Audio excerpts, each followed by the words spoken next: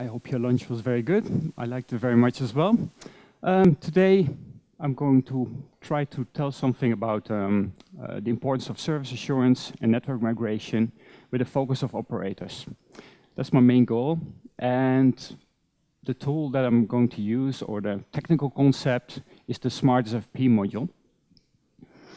And so I will start with this technical part, tell a bit about the advantages, and then at the end there will be some questioning. I hope there will be a lot of questions. The purpose is that I will not go into the technical details in the presentation, so I won't lose people, and that the level is not too technical. But in the question and answers, I will be happy to dive deeper in the detail, and I can tell you about every bit and byte that is technically involved. So that will be not a problem.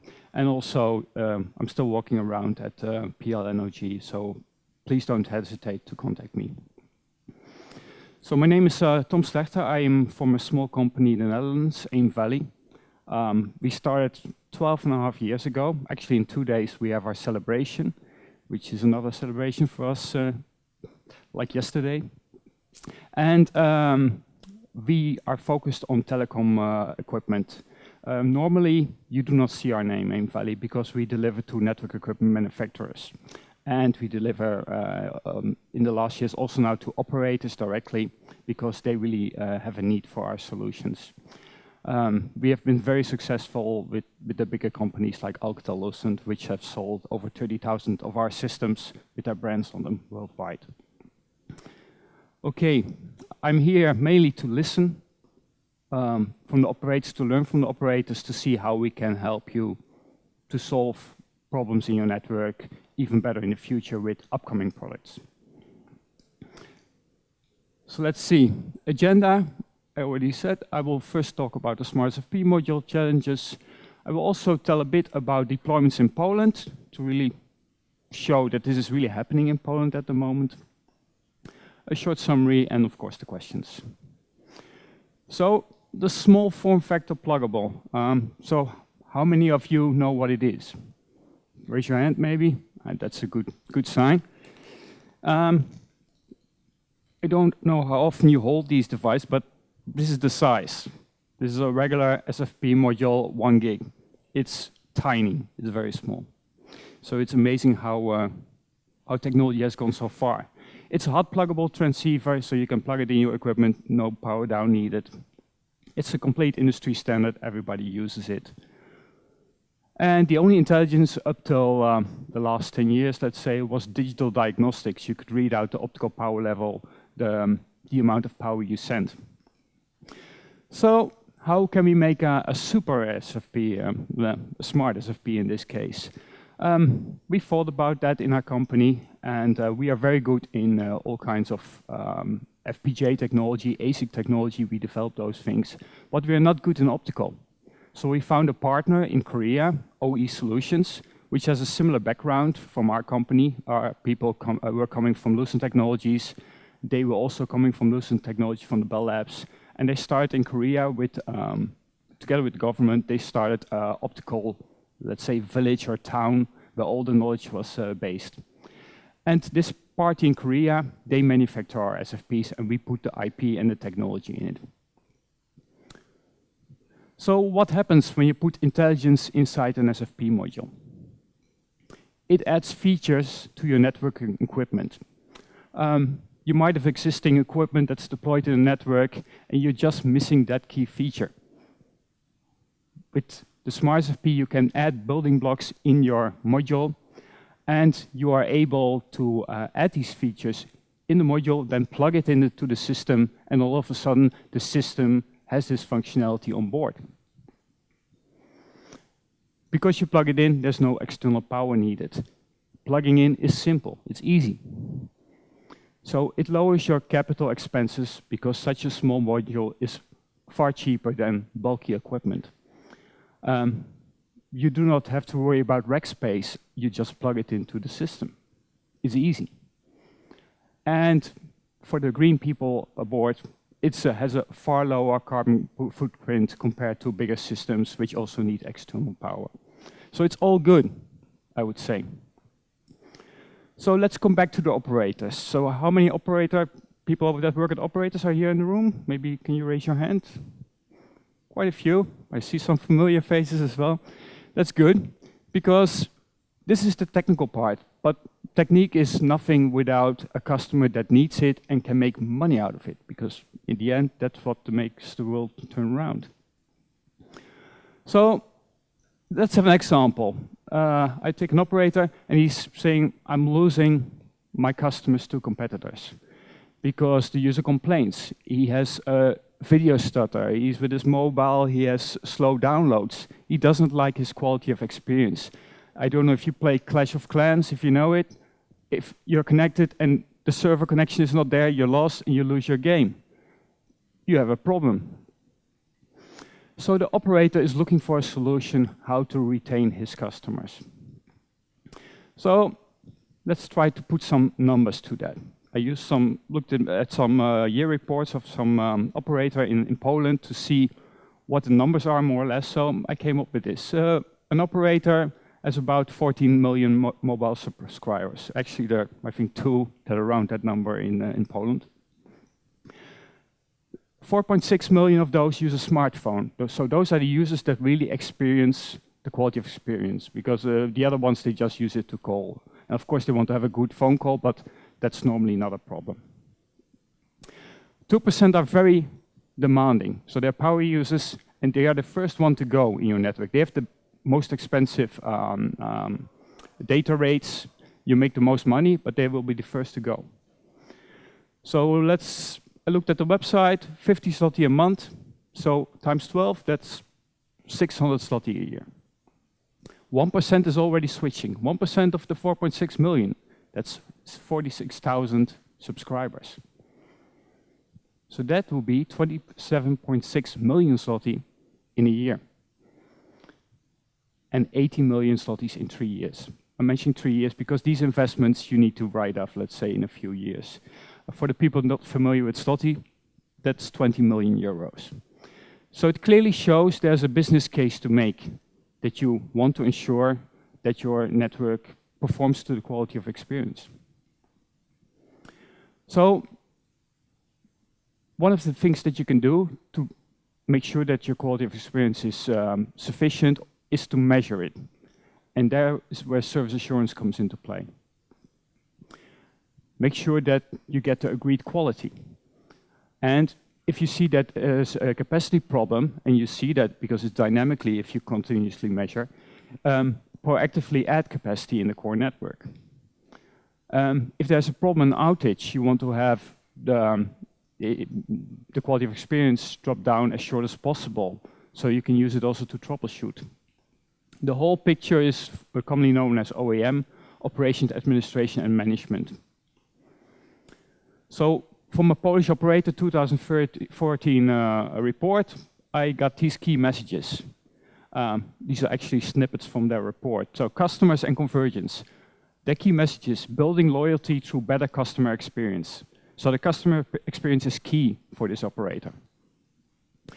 From a connectivity point of view, they demand faster speeds, of course for their fixed network, but also more and more for their mobile networks. So how does service assurance help in this case? Quality of experience, which translates to service level agreements, quality of service levels. How many of you have to provision these kind of things in the Cisco switches or other thing? Maybe raise your hand. Not that many here, so it's not the hard bit and bytes here.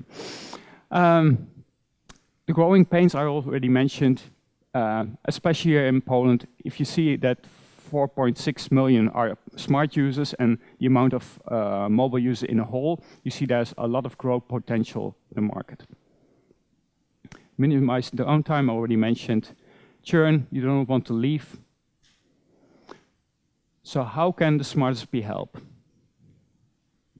So here's a challenge. I use a simplified picture where you have in the core network a stretch of network where you want to have an end-to-end service between the boxes at the edge.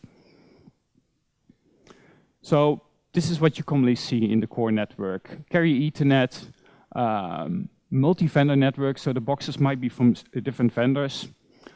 Different technologies are deployed, IP, MPLS, DWDM. And the challenges are, if you want to do service level agreement, you need to have equipment that supports it. So OEM functionality, terms, you know, probably Y7031, loss and delay measurements. You cannot replace all the equipment, it would be too expensive.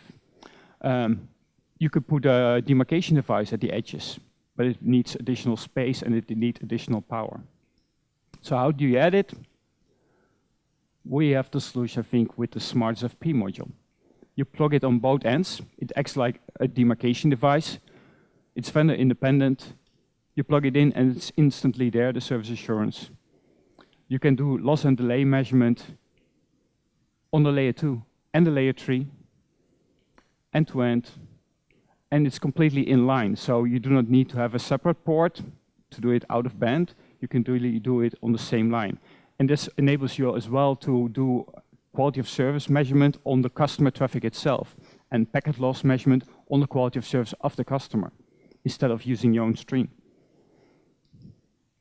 And then all this data need to be centralized and collected because these SFP modules, they just measure. You need to have a measurement system to control that and do something with the data. So here's an application showing all these multi-service solutions with different smart monitoring points in the network. And they all used to measure frame delay and loss between all the points. So it can be multi-point. Let's say the Smart SFP here on this side can have a session with this SFP, but at the same time with this SFP. And all the results are sent to the management system. Multiple end customers, so A and B in this case, E-line to E-LAN, and like I mentioned again, with the colors, multiple quality of service levels. Also, when you deploy a new service and you want to test it if it gives the right quality of service, use a centralized test equipment that you already have and set the Smart SFP in loopback mode to ensure that the service is really delivered. Let's say that the Smart SFP is in Katowice, the airport where I leave tomorrow. And you can do measurement with the test equipment using RFC 2544 or the 1564. The biggest thing is you don't want to go to the remote site. Now I understand that in Poland, labor is maybe more cheaper, and some operators, I hear stories that they want to send people proactively to the customer, and that's not a bigger problem. But with more and more customers, I guarantee you this will be a problem in the future. You cannot keep sending personnel into the field to solve your problems. You want to do it centralized. At least that's my view here. So how do we aggregate all that data? Well, we have an open management solution. We don't want to enforce another management solution to our customers because they have all these different management systems already. So we looked at the standards. We want to have an open system. So our solution runs on common off-the-shelf hardware. You can use your own server, whatever you're used to, and you have a completely virtualized solution for the management. And the last part between the virtualized solution, the Saturn gateway, like we call, towards the SFPs, that's a proprietary protocol. So that's why we have to, so you cannot log into the Smart SFPs yourself.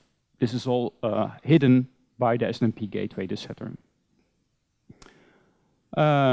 Thousands of SFPs can be added, and the whole gateway is scalable, so you can add virtual machines to it to enhance the performance. So here are some examples of common tools that can be used to manage the SNMP gateway Saturn.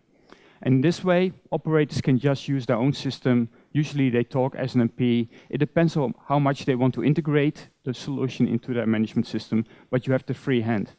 Of course, we also work with other companies like Crayonord that have integrated our Smart SFP into their complete solution. So you can also buy a commercial solution for this. And then it can not only manage your Smart SFPs, but it can manage all kinds of other equipment as well.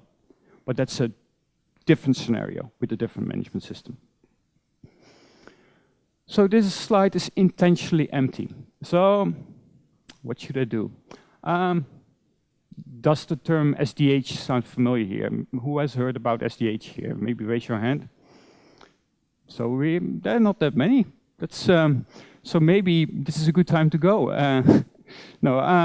So SDH, legacy networks, we think that there's still a future for those services.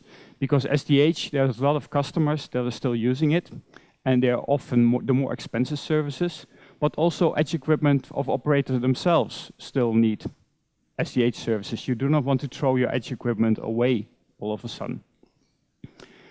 So look at the concerns of an operator, which has a growing network with more and more mobile subscribers, more and more data, but the SDH network also needs to be maintained. So I'm for sure this is for everybody. The packet network grows faster than the SDH network, and it grows faster than the available fiber. Unless you use the existing fiber from SDH to fill the Ethernet growth.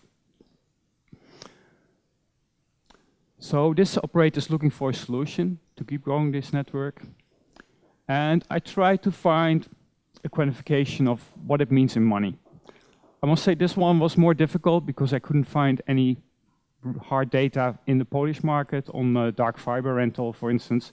So I looked at the American situation in this case, but still use zlotys for the values. So let's say a dedicated 1 gig fiber is worth 600 zloty a month. So that would be if you would lease such a line, which would be 40, 60 kilometers as a service from another party, which you might be forced to do.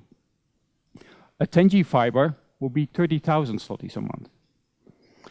So if you replace an existing STM1, which uses a 1G fiber, by a 10G equipment, your capacity grows using the same fiber.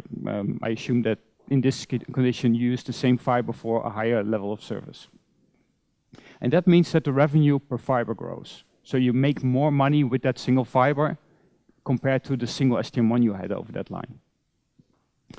So if we do the subtraction amount, the 30,000 minus the 6,000 zlotys, 24,000 zlotys a month, that's 288,000 zlotys per year.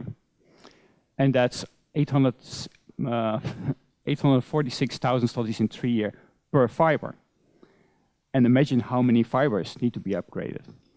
So I might be a bit wrong in the numbers, because the Polish situation might be a bit different, but definitely there's money in substituting the existing fibers of SDH and using them for the Ethernet network. So here comes the challenge of the Smart SFP again. How can we help here? So here's the network migration scenario where a customer has SDH networks or clients, and in between there's a packet network. But he still has STM1, STM4, E1s that he wants to transport. So the operator is expanding his network. Like I said, part of the network is based on the classical network. How can we phase it out? While maintaining all the services, it has to be completely transparent. The end customer may not know that this is changed in the core network. So again, it sounds familiar. You just plug in the SFP modules, the small module that I have here, because what I probably didn't mention, this is a regular SFP module, but the same size, and actually this is a Smart SFP module itself. So we were able to put the packet processor in it without extending the size of the module. You plug this device into your edge routers there, so let's say 10G routers, and then all of a sudden you have STM1, STM4 or E1 connection completely transparent in your network. It's transparent for payload. It's transparent for protection, so the K1 bytes, if you're familiar with SDH. And very important for operators, it's transparent for synchronization. So you can still sync your base stations to ensure that your whole network is synchronized. From a technical point of view, I'll just highlight a little bit. They must be in the same time domain, both ends of the switches. So they have to be synchronized using either Sync E or 1588 V2. If you want to know more about that, we can, in the QA, we can go deeper into that. This is what is called a clear channel pseudo-wire. So everything you transport in will come out. So here's the example of the optical fibers shortage. That's more or less the example I used in my calculation, where there's no fiber in the connection between Warsaw and Krakow, no fiber available, but a few gigabit Ethernet services need to be delivered. So there must be a 10G connection. But there's already an STM1 connection available. So what this operator did is this. He used gigabit Ethernet equipment, 10G style, plugged in the SFP modules on both ends, and the STM1 service is now connected, transported over the 10G network. And as a bonus, this one is still there, but you see this one is not needed because this drop multiplexer was actually only using one server, so one service for a customer. So this is saved as well. So I think this is very interesting for the customer. He saves both ways, saving fiber cost and saving equipment cost. And especially the legacy SDH equipment, it will be more difficult to find replacements. It will be more difficult to find maintenance personnel because this is really legacy technology. And like I saw here, there are only a few people that are still actively involved in that. Another solution we have is aggregation in an SFP module. So in this case, on the left, we see some E1 connections, where we use SATOP to transport the E1s to the remote end. And in this case, it's a channelized solution because all these E1s are separate and they are moving to this end to a module which aggregates all these E1s together and put them in an STM1. So in this case, the STM1 is almost empty. Only 2 time slots are filled. And that means also you save bandwidth on this connection, because only the 2 megabit signals need to be transported. And here's the interesting part on the edge. You see a customer which needs both E1 and gigabit Ethernet. He doesn't need to have an additional drop multiplexer here for his E1. He can just use the SFP module. So, Smart SFPs in Poland. Like I said, we're a small company, and most of our customers, they don't like their names to be called. So we do not call names. We do not tell the customer people which customers we have. I have a few exceptions like Alcatel-Lucent I mentioned, but so I cannot call names. But if you come to me and you tell me which company you are, I might be able to tell you something. So several major operators have deployed the Smart SFP modules in Poland. Actually, 2 major operators. Some of them are sitting in this room here. One has used it to resolve fiber shortages for STM1 connections. I talked to him yesterday, and he said he's amazed how good this is going. Hundreds of these connections are being resolved by our Smart SFP modules. So I'm very happy with that. Happy customer, that's very good. And another customer is interconnecting legacy transmission equipment. He has a lot of legacy transmission equipment which is vital for his service, his customer service, for his service level agreement. And he has the trust to use our SFPs to interconnect this legacy equipment over the core packet network. Also looking very promising. And the good thing is, operators in Poland are still evaluating new solutions, like the aggregation solution I just showed is currently being evaluated here in Poland as well. So it all comes to the common goal we both have. We want to sell the SFPs to make money, and operators want to have good services, good solutions to make more money. So in this way, they can reduce the core SDH cost, phase out the core SDH network, get rid of the old legacy equipment, and get higher revenue per fiber. Avoid to add new fiber, rent fiber from other parties. This is much cheaper. So, the summary. SFP modules are becoming smarter. It's not just us. We are in the game 3 years, 3.5 years, but there are others. It's not something we invent and nobody else does. all the customers are doing it. And some of these customers actually use our SFP modules. So don't be surprised if you go look at the Cisco catalog and you look at a product called TSOP, which we made together with Alcatel-Lucent, and you will find products in the Cisco database which do exactly this. They can add functions to already deployed equipment, so no need to scrap the equipment. We have a portfolio of solutions. This is just 2 solutions I showed. I could go on for our timing solutions. We have a whole portfolio of Smart SFPs. But please, if you have ideas, and that's why I'm here, I try to generate the interest, the technical knowledge. So please come to me if you say, I think I have a problem and your solution might help. Why do you not put this in a Smart SFP? I'm happy to hear these kind of things. Vendor independent and interoperable. I hear customers, they have a solution from vendor A, a solution of vendor B, but it doesn't interwork. This is really interworking. And to go further, we have open solutions. Every year we go to the ENTC in Berlin and we do interworking testing. I see the people from Spirent sitting there. They're also always over there. Like them, we try to interwork with different vendors. Our solution should interwork with other parties. We do not want to make closed solutions. And an open management solution. We are not forcing anything up to you. So, let's save some money and contact me with your challenge.